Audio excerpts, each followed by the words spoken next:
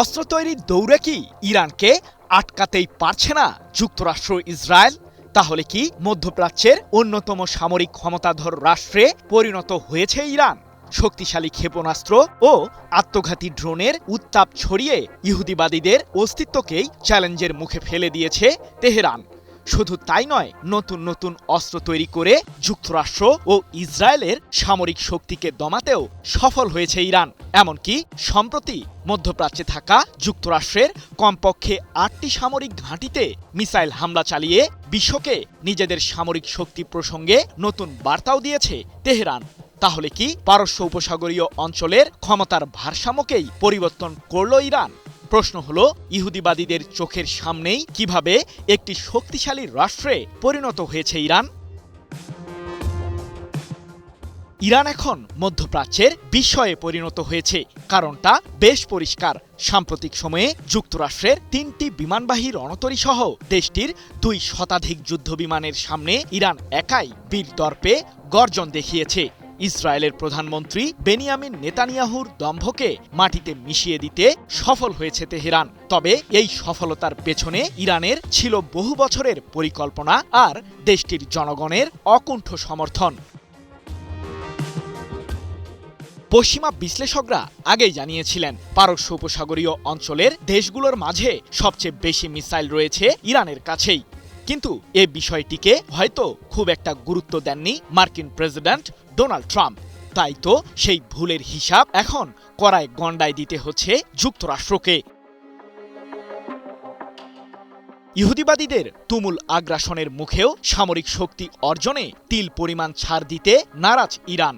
তাই তো দেশটির সেনাবাহিনীর শীর্ষ কর্মকর্তা ব্রিগেডিয়ার জেনারেল মোহাম্মদ ইউসেফি খোশকাল্ভ সম্প্রতি বলেছেন, আমাদের শক্তিশালী ক্ষেপণাস্ত্রগুলো সাম্প্রতিক যুদ্ধে ইসরায়েলের আয়রন ডোম নামে পরিচিত এয়ার ডিফেন্স সিস্টেমকেও সফলভাবে ভেদ করেছে। এর মাধ্যমেই আমরা প্রমাণ করেছি আমাদের সামরিক শক্তি ঠিক কতটা উন্নত। যুদ্ধক্ষেত্রের জন্য অত্যাধুনিক ড্রোন এবং দ্রুতগতির ক্ষেপণাস্ত্র তৈরি করা ইরানের একটি সাধারণ রীতিতে পরিণত হয়েছে। বিমান প্রতিরক্ষা ব্যবস্থা আধুনিকায়নেও উল্লেখযোগ্য সাফল্য পেয়েছে তেহরান। এক প্রতিবেদনে বিষয়টি নিশ্চিত করেছে ইরান ভিত্তিক সংবাদ মাধ্যম দেফা প্রেস। তাহলে কি মধ্যপ্রাচ্য থেকে ইহুদিবাদীদের বিতাড়িত করতে সফল হয়েছে ইরান?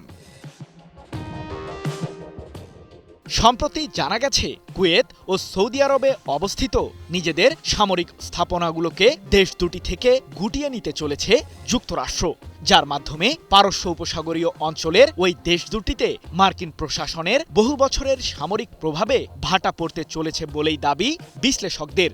যদিও সাম্প্রতিক টানা ৪০ দিনের যুদ্ধের আগে ইরানের পররাষ্ট্রমন্ত্রী আব্বাস আরাকচি বলেছিলেন, ২ দশকেরও বেশি সময় ধরে মধ্যপ্রাচ্যে থাকা যুক্তরাষ্ট্রের সামরিক ঘাঁটিগুলোকে ঘিরে গবেষণা চালিয়েছে তেহরান, যার ফলে অঞ্চলটিতে মার্কিনীদের প্রভাব বলয়ে ফাটল ধরাতে সফল হয়েছে ইরান।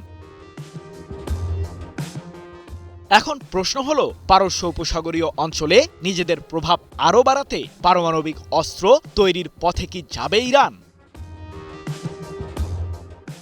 পশ্চিমাদের সকল জল্পনা কল্পনার অবসান ঘটিয়ে ইরান জানিয়ে দিয়েছে, পারমাণবিক অস্ত্র তৈরি করা ছাড়া আর কোনো বিকল্প রাস্তা নেই দেশটির কাছে।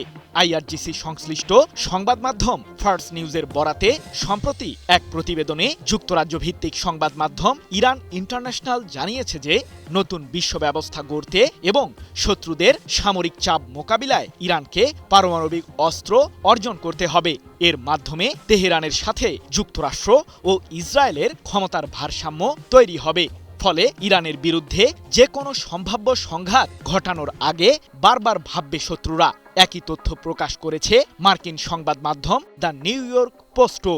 তবে পারমাণবিক অস্ত্র তৈরির বিষয়ে ইরানের সরকারের পক্ষ থেকে এখন পর্যন্ত আনুষ্ঠানিক কোনো ঘোষণা আসেনি। আমাদের উঠে দাঁড়াতে হবে,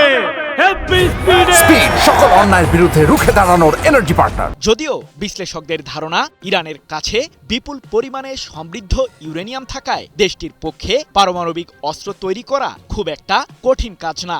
এমনকি জাতিসংঘের পরমাণু পর্যবেক্ষক সংস্থা IAEA স্বীকার করেছে যে ইরান চাইলেই 10টি পারমাণবিক অস্ত্র তৈরি করতে পারবে।